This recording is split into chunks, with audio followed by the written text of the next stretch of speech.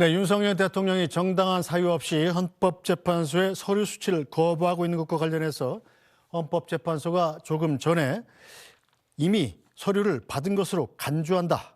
지난 20일자로 서류 발송 송달, 즉 서류를 받은 것으로 간주한다는 입장을 밝히고 12월 27일 변론 준비기일도 예정대로 진행하겠다는 입장을 밝혔습니다. 우선 헌법재판소의 발표 내용부터 자세히 짚어보죠. 자, 백운 기자.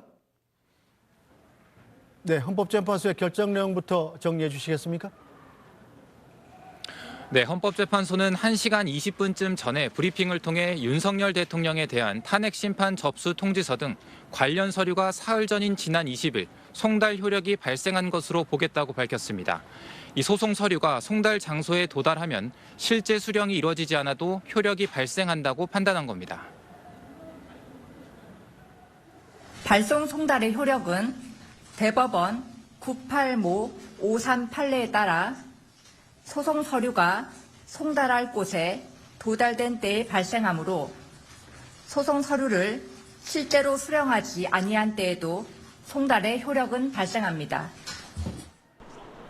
앞서 헌재는 지난 16일부터 우편과 인편을 통해 탄핵심판 접수 통지서와 출석 요구서 등 관련 서류를 윤 대통령 측에 보냈지만 송달에 실패했습니다. 대통령 관저로 보내진 우편은 경호처가 수령을 거부했고 대통령실로 보내진 우편은 수취인인 윤 대통령이 없다는 이유로 반송된 바 있습니다. 네, 자 그럼 앞으로 남은 향후 절차는 뭐가 있죠? 네, 헌재는 탄핵심판 관련 서류를 발송하면서 윤 대통령 측에 7일 이내 탄핵심판 관련 답변서를 제출하라고 요구했습니다.